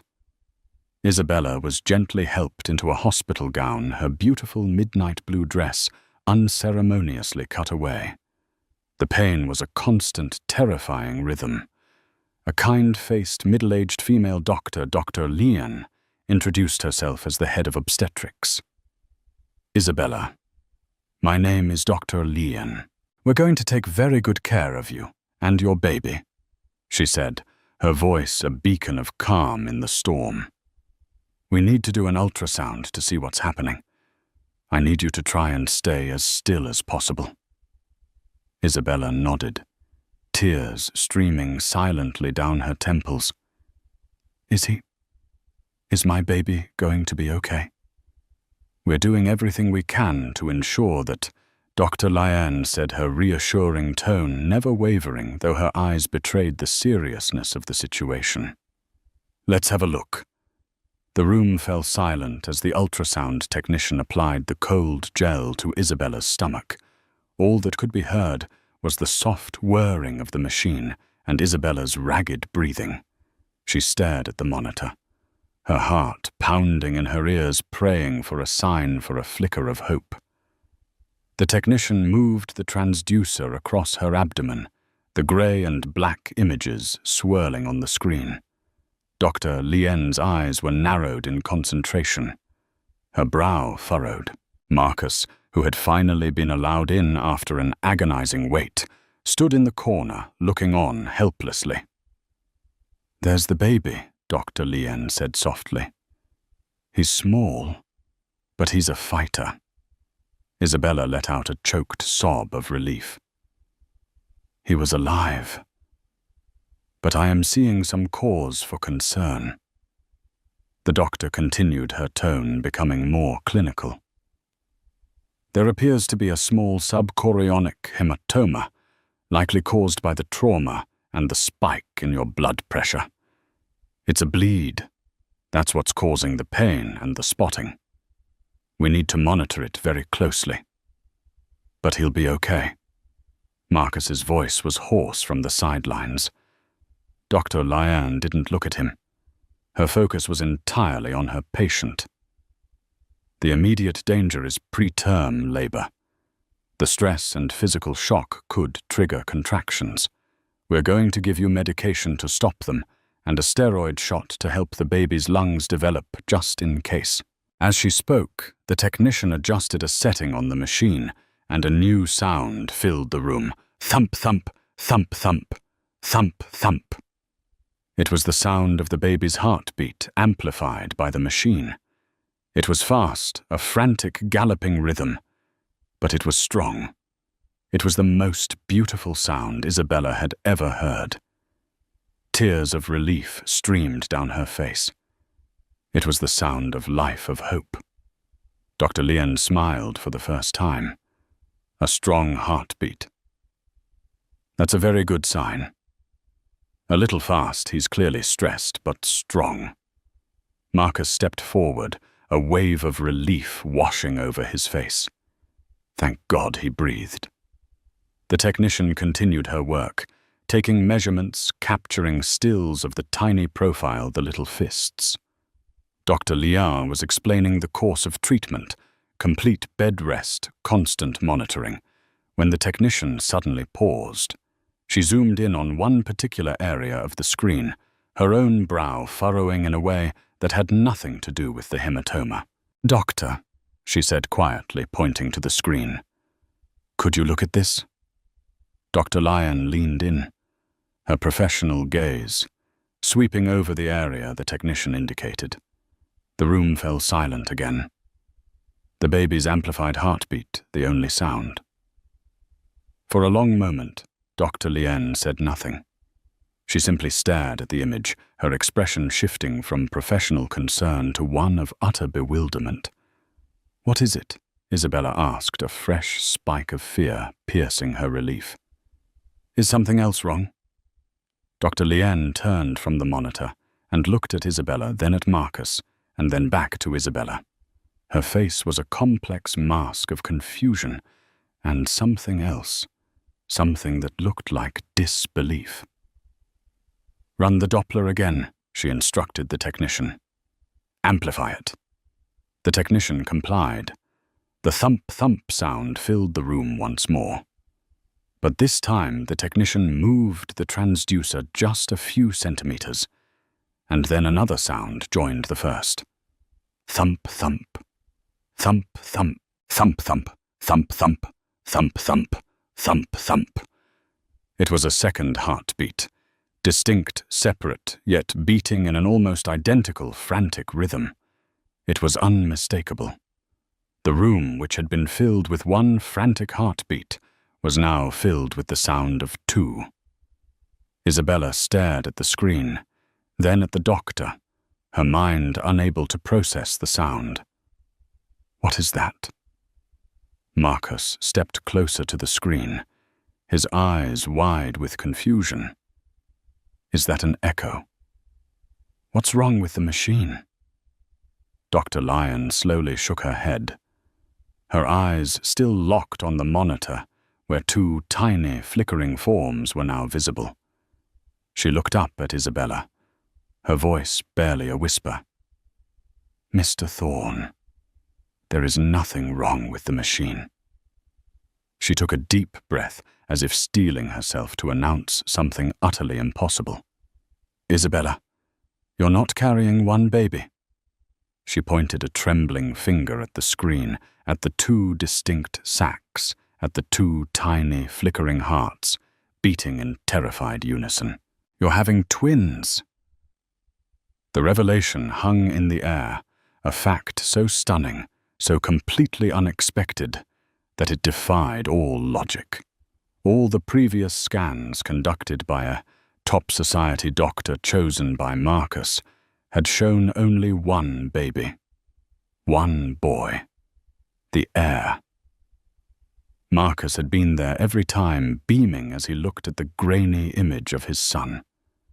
A wave of dizziness washed over Isabella. Twins. How was that possible? They had done scans at 8 weeks, 12 weeks and the detailed anatomy scan at 20 weeks. All had shown one baby, a single, healthy boy. Then a darker, more insidious thought began to form in the recesses of her mind, born from the night's catastrophic betrayals. She looked at Marcus, whose face was not filled with the joy of an unexpected blessing, but with a ghostly pallor of pure, unadulterated shock. His expression was not one of confusion. It was the look of a man whose carefully constructed lie had just been blown apart by the most undeniable, most irrefutable truth of all. The society doctor, the man he had chosen, the insistence on it being a boy, the unwavering certainty. But all the other scans? She began, her voice trembling as the horrifying implication began to dawn on her. Dr. Pham always said. He said it was just one. Marcus couldn't meet her gaze. He stared at the screen at the two heartbeats that had just exposed him, his mind clearly racing, searching for an escape that didn't exist. And in that moment, Isabella understood. The slap the affair, the public humiliation that was just the prelude. This was the true betrayal. It wasn't just a simple case of infidelity. It was a deception so profound, so calculated, that it had targeted the most sacred space in her life, her own body, her own children. Dr. Lien, sensing the monumental shift in the room, spoke gently. Sometimes a twin can be hidden, tucked behind the other, especially if the sonographer isn't specifically looking. But at 26 weeks, it's unusual to miss. Very unusual. Her carefully chosen words hung in the air, a quiet indictment.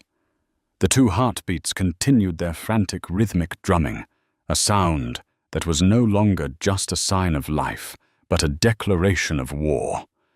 They were the beat of a truth that could not be silenced, a truth that revealed that Marcus Thorne had not just lied about his mistress, he had lied about the very nature of the legacy he claimed to cherish.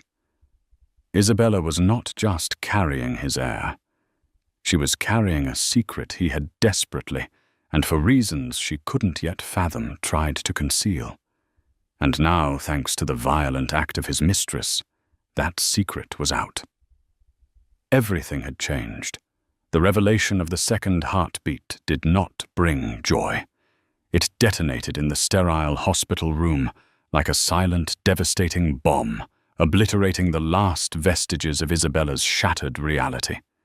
The sound of the two tiny hearts beating in unison was a testament not to a miracle, but to a monstrous, calculated deception. Isabella lay on the hospital bed, the doctor's words echoing in her ears. "You're having twins." She looked at Marcus, truly looked at him for the first time since the news broke. The panic on his face was undeniable, but it was laced with something else. The cold, hard glint of a man cornered. It was the look of a king whose carefully constructed kingdom had just been set ablaze. "You knew," she whispered, her voice devoid of tears, stripped bare to a chilling monotone. It wasn't a question. It was a statement of fact, a verdict. "You knew, and you lied."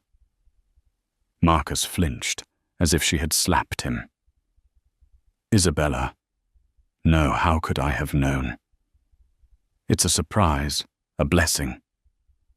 His attempt at feigned delight was pathetic, a transparently false performance that was an insult to her intelligence. "A blessing." Her voice rose, laced with a hysterical edge. "You stood there at every appointment with Dr. Pham, your hand-picked physician, looking at the screen and telling me about our son, the Thorne heir. Was he in on it too? Did you pay him to lie to erase one of our children from existence?" The accusation hung in the air, ugly and undeniable. Dr. Lyon and the technician suddenly became very busy, averting their eyes, offering the illusion of privacy where none existed. "That's a crazy accusation," Marcus stammered, running a hand through his perfectly styled hair, messing it for the first time all night. "Why would I do that? Why would I hide one of my own children? I don't know." Isabella's voice cracked, the raw pain finally breaking through her shock. "Maybe one was a boy and one was a girl, and you only wanted the boy. Maybe you have some sick, twisted reason. I can't even begin to imagine. But you knew. Your shock wasn't surprise, Marcus. It was the terror of being caught." The two heartbeats, still thumping steadily from the monitor, served as a relentless rhythmic jury. Thump, thump, thump, thump. Guilty. Guilty. Before Marcus could formulate another lie, the door opened and his father, Arthur Thorne, swept in. The patriarch's face was a thundercloud of controlled rage. He had clearly been briefed. He took in the scene, Isabella pale and trembling with fury on the bed, Marcus cornered and sweating, the damning image still frozen on the ultrasound screen. Arthur's gaze fell on his son, and the disappointment in his eyes was so profound it was almost a physical force. "I have just had a very enlightening conversation with the hospital administrator," he said, his voice dangerously calm. "And I took the liberty of placing a call to your Dr. Pham. A very nervous man, Dr. Pham. It seems his records from your last scan have been misplaced." Marcus visibly paled. The unspoken threat was clear. The Thorne family's reach was long, and a doctor who participated in such a fraud would have his career destroyed. "Father, this is a misunderstanding." Marcus began, his voice pleading. "Silence," Arthur commanded, and Marcus, for all his billions and his power, obeyed like a chastened child. Arthur walked to Isabella's bedside. His expression softened as he looked at her, a flicker of genuine compassion in his hardened eyes. "Isabella," he said gently, "I am profoundly sorry for the humiliation you suffered tonight and for this unforgivable deception. Whatever my son has done, the Thorne family will not abandon you or your children." He glanced at the monitor, a flicker of wonder crossing his face at the sight of the two distinct forms. Two potential heirs. He then turned his full attention back to Marcus, his voice dropping to a low growl. "You will tell me why. You will tell me why you would deny your own blood." Now. Trapped between his furious father and his devastated wife, Marcus finally broke. The lies, the bravado, the carefully maintained facade. It all crumbled. He slumped into the chair in the corner, his head in his hands. "It was complicated," he mumbled. "Complicated does not suffice when you are lying to your wife about the existence of your child," Arthur thundered. Marcus looked up, his face a mask of desperation. "It was Camilla," he said, his voice barely a whisper. She's pregnant too." The air was sucked out of the room. Isabella felt a fresh wave of nausea so intense she thought she would be sick. It was a betrayal on a scale she could never have conceived. "I found out a few months ago," Marcus continued the confession, tumbling out of him in a torrent of self-pitying misery. "She claimed it was mine. She threatened to go public to ruin everything. The anniversary, the launch of the new subsidiary. The timing was a disaster. She wanted me to leave you to marry her. She was obsessed. And your solution was to lie to everyone Arthur demanded." "I was buying time," Marcus insisted, standing up, pacing like a caged animal. "I didn't know if her baby was even mine. I told her I'd handle it. My plan, my stupid, idiotic plan, was to secure the legitimate heir. Our son." He looked at Isabella. "I needed to establish his primacy. A single male heir. It was clean, powerful. It would cement our family line and make Camilla's claim if she made it seem like a desperate, pathetic ploy from a scorned mistress." The chilling logic of his plan began to dawn on Isabella. And a second baby, a twin, complicated, that she said, her voice hollow. It muddied the waters, he exclaimed, almost angry that she was making him admit it. 2 babies. It made it seem messy, less definitive. And what if one was a girl? It would weaken my position. I told Pham to just focus on the boy, to omit the other one from the official reports, just for a little while. I was going to reveal the surprise twin later after Camilla's situation was neutralized. I swear it, Isabella. I would never have denied our child forever. It was a temporary, strategic deception. A strategic deception. Isabella repeated the words, tasting their poison. You erased our child from our lives for strategy. You made me believe I was only carrying one baby, grieving a loss. I didn't even know I had all to manage your sordid affair. The sheer cold-blooded calculus of it was breathtaking. He had weighed his children on a scale of public relations and corporate strategy and found one of them wanting. He hadn't just cheated on her, he had played God with their unborn children. Arthur Thorne looked at his son with utter contempt. You are a fool, Marcus. A weak, short-sighted fool. You have taken a crisis and turned it into a cataclysm. You have dishonored your wife, your name, and your own unborn children, all to appease a venomous viper you were too weak to discard. He turned back to Isabella, his decision made. Isabella, you will want for nothing. The full resources of the Thorne family are at your disposal. You and your children will be protected. As for you, Marcus, he said, his voice dropping to absolute zero. You are relieved of all your duties at Thorne Corporation, effective immediately.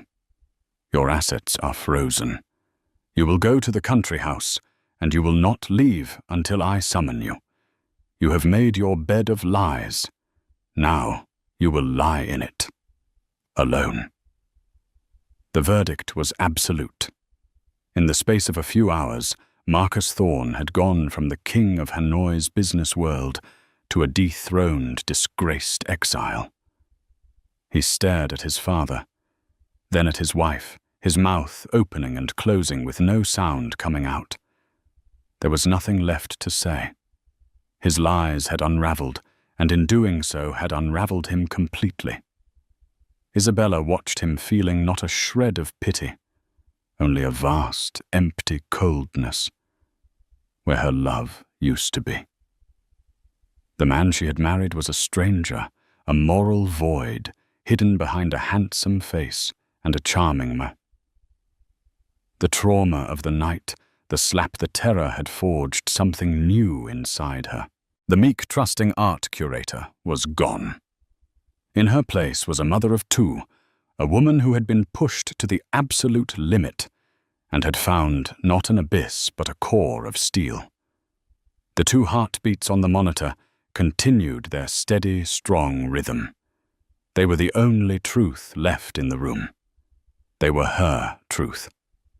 And she would protect them and herself with a ferocity that Marcus and his mistress could not possibly comprehend. The war was just beginning. The week that followed was a cocoon of enforced tranquility and simmering rage.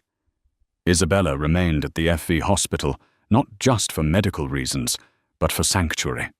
Her suite was transformed into a command center, a fortress from which she would plan her counter-offensive.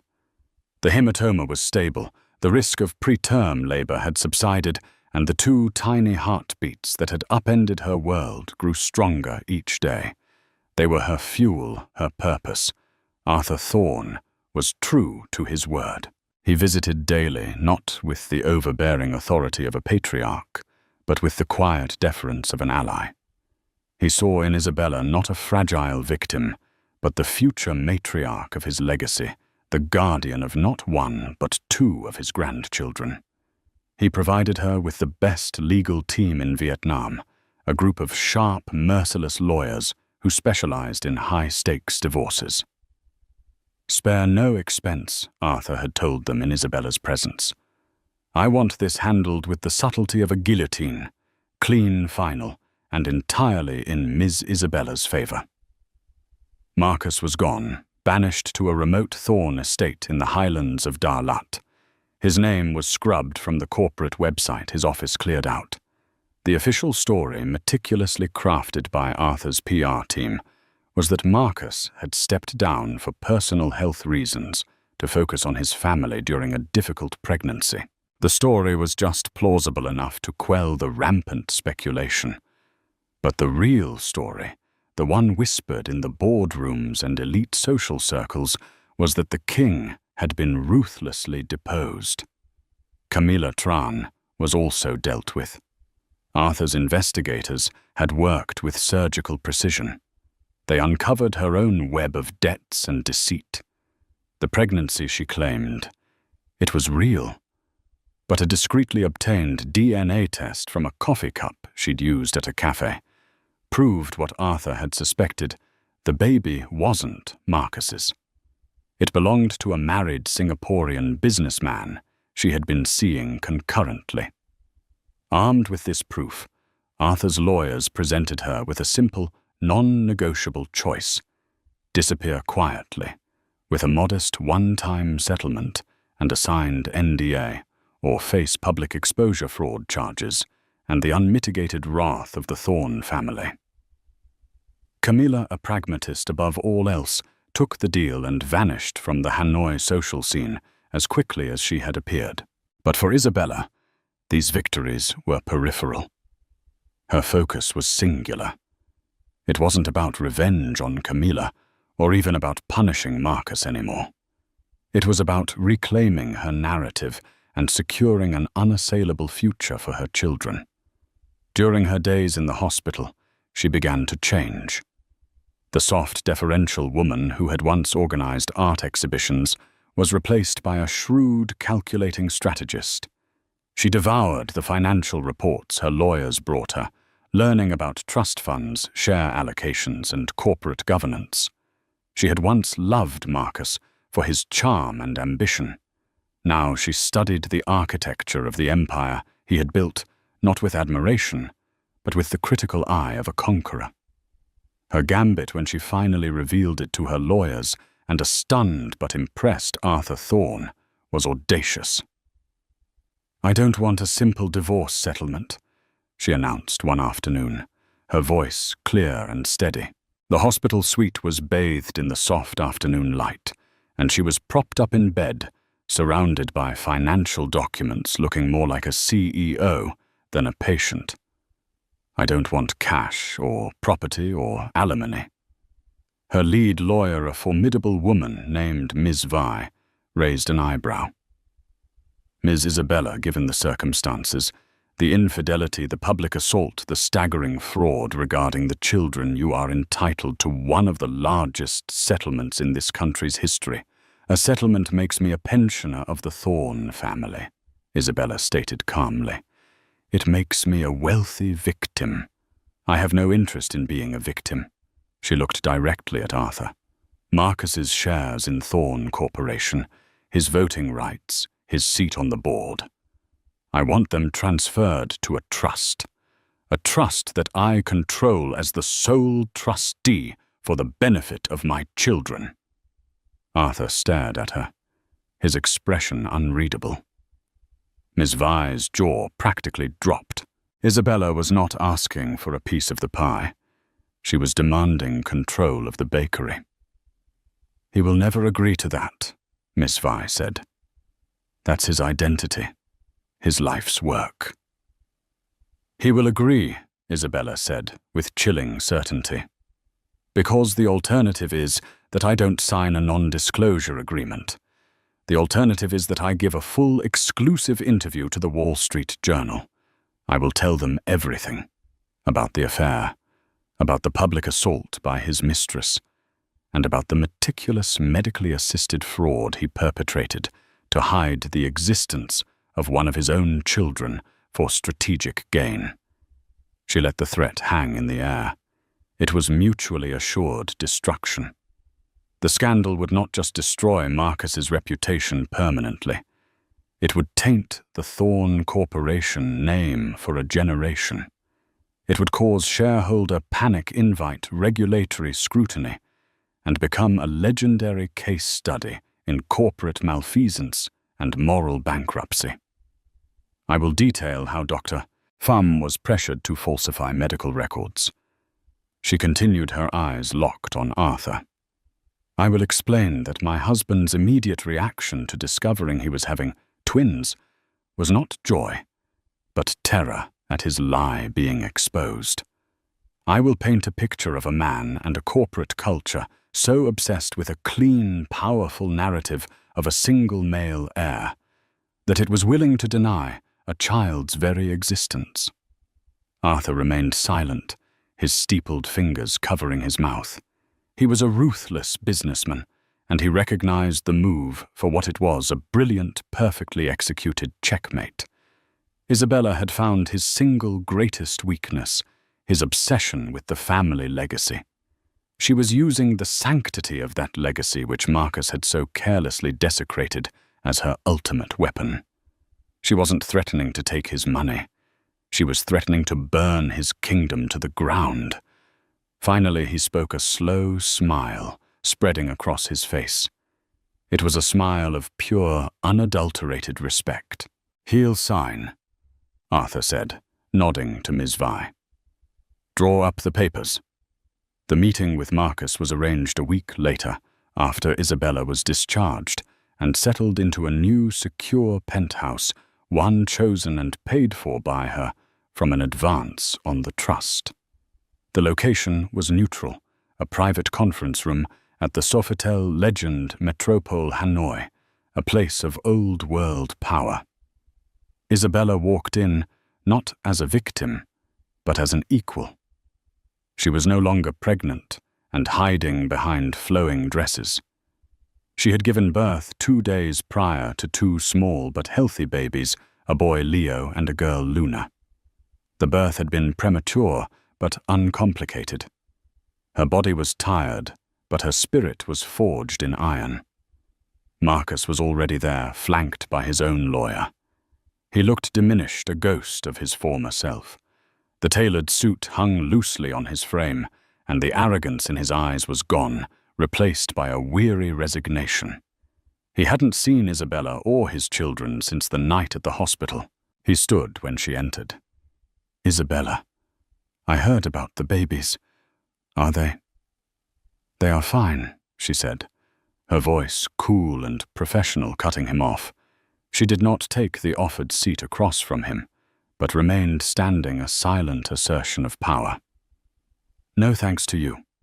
She gestured for Ms. Vi to present the documents.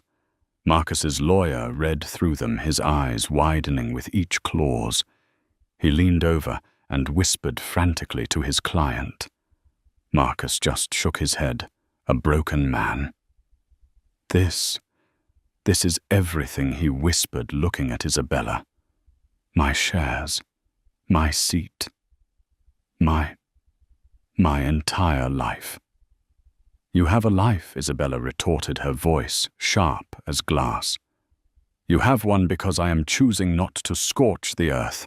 I am choosing to protect the family name for the sake of my children. This is not a punishment, Marcus. It is a consequence. You proved you are not fit to be the steward of this legacy. So now I will be." She finally sat down, her gaze unwavering. "You will have supervised visitation rights. You will be provided with a generous allowance, enough to live comfortably, but not enough to cause trouble. You will, for all intents and purposes, retire from public life. In return, the world will remember you as the man who stepped down for his family. It's a better legacy than the one you were building. You should thank me." There was a long, heavy silence. Marcus looked at the documents, then at his ex-wife, the woman he had so grievously underestimated. He saw not the gentle girl he had married, but an empress in the making. He had created her, in a way. His betrayals had been the fire, and she had walked out of it reborn, holding his entire world in her hands. With a trembling hand, Marcus Thorne, the deposed king, picked up the pen. He signed away his power, his company, and his future, all to the steady, silent rhythm of 2 tiny heartbeats he had once tried to erase. The Empress's gambit had succeeded, and so the story of the slap that shocked Hanoi's elite took its final stunning turn. It was never just about a mistress's fury or a husband's infidelity. It was about a deception that ran to the very heart of a family and the quiet, unassuming wife who rose from the ashes of public humiliation to seize control of an empire. Isabella Thorne, once a footnote in her husband's story, became the author of her own rewriting her destiny, not with tears, but with shrewd intelligence and the unyielding power of a mother's love. She proved that the greatest strength is often forged in the deepest betrayal, and that sometimes the most powerful move is not to destroy your enemies, but to simply take everything they hold dear.